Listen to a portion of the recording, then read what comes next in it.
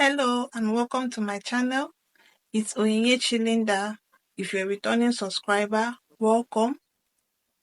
If this is the first time you are seeing my face, well, this is my real face. How fun.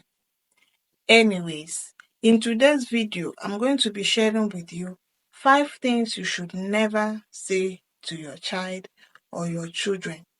If you are a parent out there looking to improve your relationship with your child or your children, this video is definitely for you.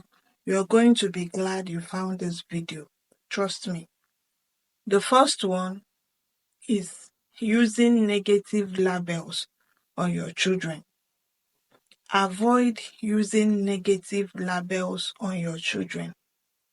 Things like, you're so dumb, you are so stupid, you never do anything right, you are this, you are that, all in the negatives. Avoid using negative labels on your children because such affects the self-esteem of that child. And if you're already an adult and you grew up in a home where negative labels were always used on you or others around you, I'm sure you can relate to what I'm saying. So please do well. Try as much as you can to avoid using negative label on your children to help them grow up and have positive self-esteem. The second one is avoid comparing your children with others. Oh, why can't you be like your sister? Why can't you be like your brother? Oh, I wish your friend Whitney is my child. Please avoid comparison. Comparison breeds resentment. It breeds hatred. Avoid comparing your child to another person.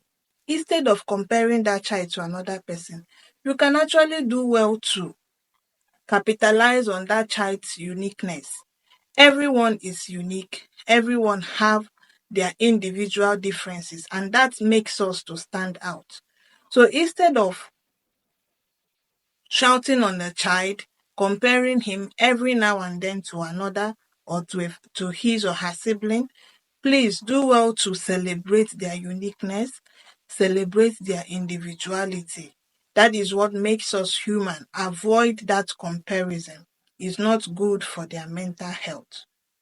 The third one, avoid threatening your children.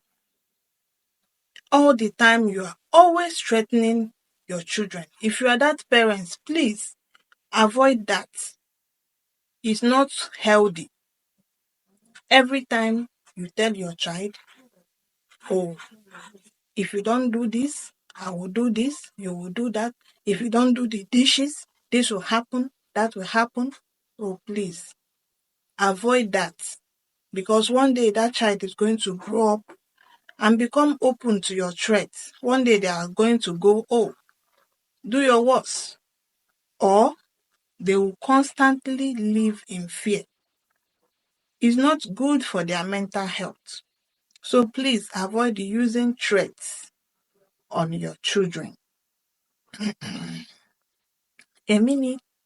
So, if you have watched up to this point, please, please, please, please subscribe, like, and leave a comment. Please, I'm waiting. Please subscribe. Thank you. So, the next one is telling your child to leave you alone. Leave me alone. A child runs to you seeking for your attention, and then you go to tell the child to leave you alone. That will create an emotional vacuum in that child.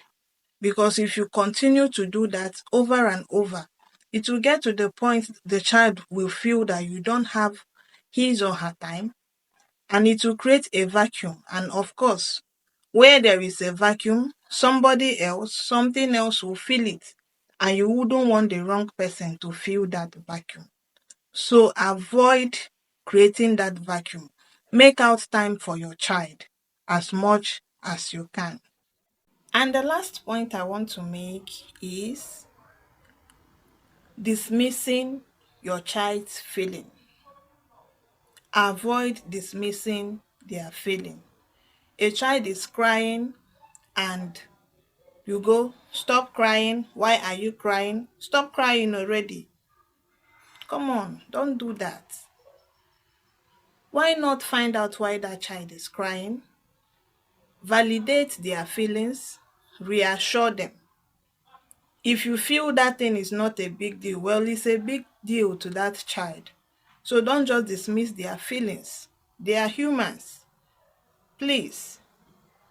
I'm sure you've gotten value from this video. So do well to subscribe, like, and leave a comment. Share bonus points. Always acknowledge the effort of your children. Not acknowledging your child's effort will bruise their self-esteem. For instance, a child didn't do well in an exam, and then all you can say to that child is, if you had studied hard enough, you would have done better. You wouldn't have failed. That is not good. Acknowledge the fact that the child studied for that exam. So don't be that parent that their child will always come to only when they need something, only when they want school fees, only when they want to tell you, mommy, tomorrow is my open day, this or that. Some parents actually never don't have conversation, an ideal conversation with their children, and that is not good. I'm sure my African parents can relate to that.